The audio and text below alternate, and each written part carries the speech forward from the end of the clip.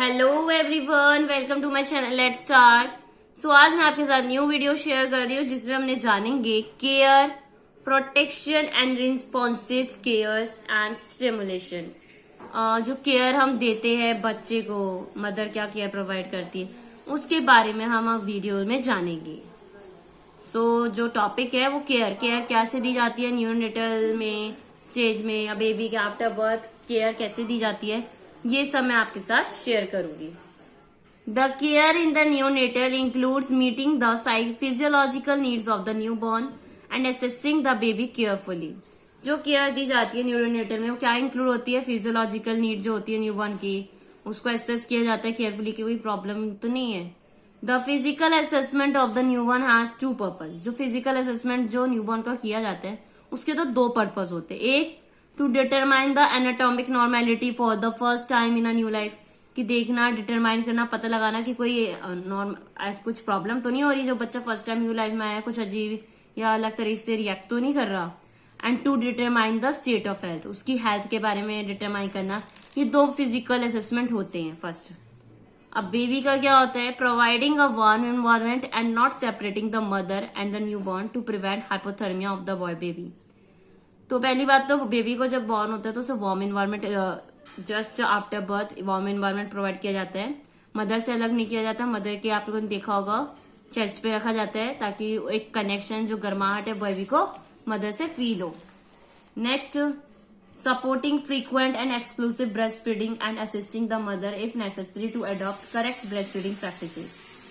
कि सपोर्ट करना कि बच्चे को क्या फीड कराया जाए, ब्रेस्ट फीडिंग की जाए, और ये बेटर रहता है, वही बच्चे के लिए हेल्दी भी होता है। करेक्ट प्रैक्टिस करानी चाहिए ताकि वो प्रॉपर तरीके से बच्चा फीड कर सके।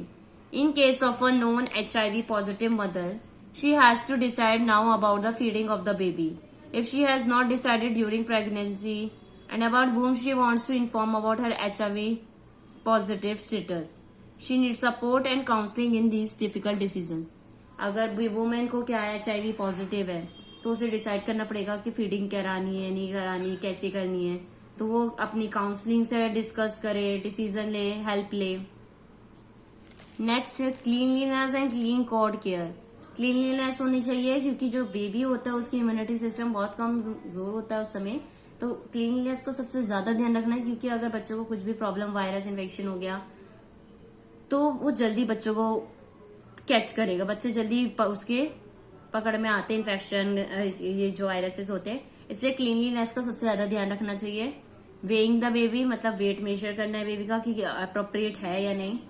Examination of the newborn for health in order to reassure the mother and to recognise problems early.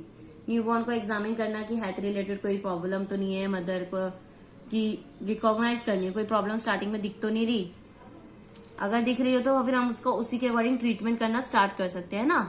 Frequent observation by the mother who knows about the danger sign।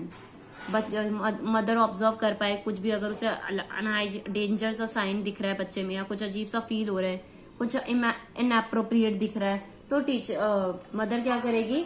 उसको किसी से शेयर करेगी, observe करेगी या doctor से discuss करेगी।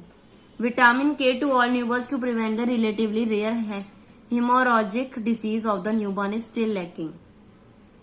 ये जो डिसीज है आज भी बच्चों में लाइक के कमी में पाया जाता है, मतलब विटामिन K की कमी के कारण। Starting immunisation with BCG and hepatitis B vaccine and the first dose of oral poliomyelitis vaccine as recommended. जो स्टार्टिंग में बच्चों की इम्यूनाइजेशन के लिए जो इंजेक्शन या जो मेडिसिन दी जाती है, ये कुछ उनके नाम है जो इम्पोर्टेंट होती है। Integrated care should be given. हर तरह की मिल के एक साथ केयर दी जाए, ऐसा नहीं कि सिर्फ एक ही तरह की केयर प्रोवाइड करो, हर तरह से बच्चे को केयर प्रोवाइड कराई जाए। मदर का क्या है? Assess maternal wellbeing measure and record blood pressure and body temperature.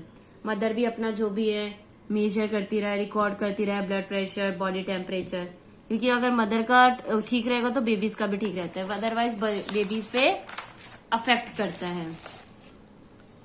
Assess for vaginal bleeding, uterine contraction and fundal height regularity, इन सबको ध्यान में रखते हुए टीचर बार बार निकल रहा है, मदर ध्यान में रखिए। Identify signs of serious maternal complications in particular haemorrhage eclampsia and other infection, या ये सारे अगर कोई पैटर्नर को प्रॉब्लम हो रही है तो उसको आइडेंटिफाई करे। Recovery anaemia contraception problems of a mother, जो अनीमिया कॉन्ट्रासेप्शन प्रॉब्लम्स होती है उसको रिकवर करे। Breast care, temperature, infection, lochia mood, ये सब ध्यान रखे। एडवाइस फॉर केयर काउंसलिंग की एडवाइस दी जाती है। Proper care of maternal nutrition, मतलब अपनी न्यूट्रिशन का भी प्रॉपर ध्यान रखे।